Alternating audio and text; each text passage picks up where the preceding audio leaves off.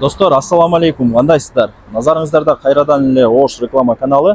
Бүгүн мен сиздерге Ош шаарында Фрунзенский тарапта жайгашкан мындай негизги көчөлөрдүн бири болуп эсептелген Курманжан Датка көчөсүнүн жээгинде жайгашкан арендага бериле турган 3 сотук жери менен помещение чыкты. Ошол жөнүндө информация берейин деп атайын келип калдым.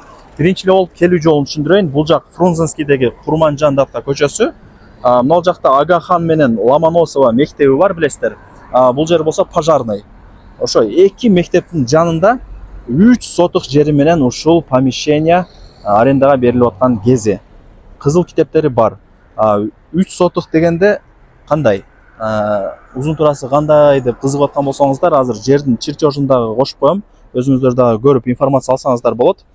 Кааласаңыздар 5 жылга, кааласаңыздар 10 жылга арендага берилет. Под любой бизнес, кафе, фастфуд, самомойка, частный садик, каалаган багытта иштете бересиздер. Ал жагы өзүңүздөрдөн. Ошол Фрунзенский Курманжан Датка көчөсү. Бул жак светофор, MyFood деген кафе бар. Мына домго ориентирди алсаңыздар болот. Кыскасы, чоң жолдун жээги сноско эч кандай тиешеси жок. Документтерибиз бар дейт. Ошо эки мектептин жаны. Мен да мурун билбейт болчумун. Көрсө, бул жерде эки мектеп бар экен да, Агахан менен Ломоносова. Экөө бир жерде экен. Ошол достор, мына азыркы учурда даяр арендаторлор дагы бар. Бул бир, бул жак экинчи арендатор.